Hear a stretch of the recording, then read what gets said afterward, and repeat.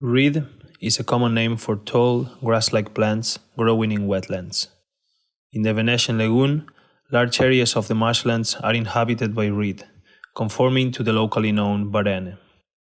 These reed clusters foster multiple types of relationships with several species and form an ecosystem rich in its biodiversity.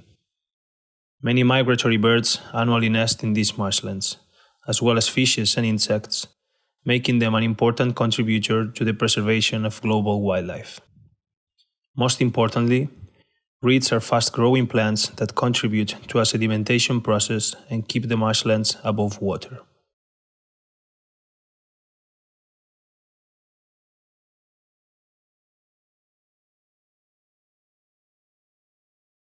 Due to a long history of geomorphological interventions in the Venetian Lagoon, the surface of the marshlands is progressively decreasing. The diversions of rivers, the opening of the sea inlets, and most recently the MOSE project have accentuated the dissolution of the marshlands, which provide the base for the lagoon ecosystem. Different attempts to slow down this development through geoengineering have shown that large-scale interventions have unpredictable consequences on the lagoon's delicate ecosystem. The Venetian Lagoon attracts and hosts countless migratory species, one of which has gradually influenced the balance of this ecosystem more than any other. Humans have always been dependent on the lagoon, which was providing food and other resources.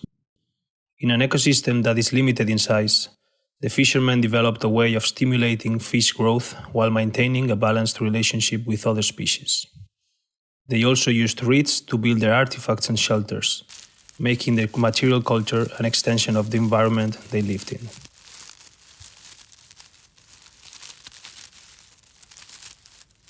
The inhabitants of Venice, a city mainly made of imported wooden poles and stone, gradually overlooked its material connection with the lagoon.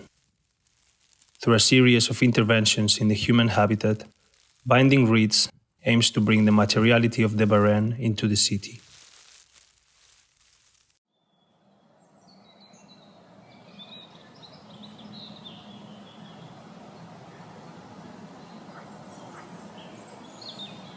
Unlike the permanent and large-scale solutions proposed by engineers, binding reeds is an open-ended conservation practice that proposes human micro-interventions in the lagoon. Through a series of binding processes, people are invited to design landscape devices, which will showcase potentialities for wildlife habitats. By placing and tracking the objects in the lagoon, an online archive will collect knowledge and help shape future devices. By practicing conservation in such a way, humans position themselves as an active part of this ecosystem.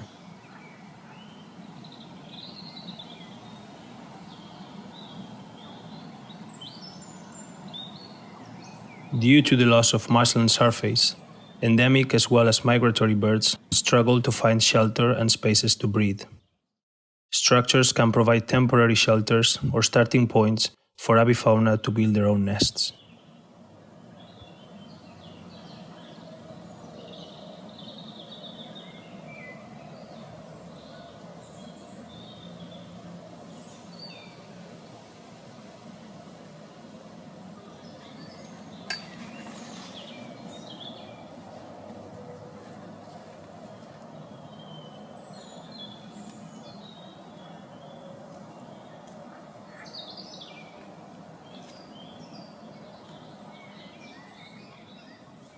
Amphibian and water-bound animals are also affected by the morphological change in the lagoon. Floating structures can serve as a refuge for young fishes and help specific species like the cuttlefish to lay their eggs.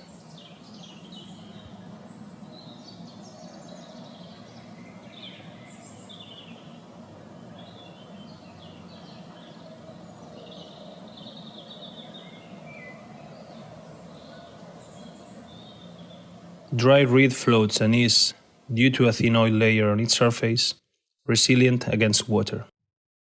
Bound in the shape of a ring, the reed can travel through the lagoon following tidal patterns and create floating platforms that could host microorganisms.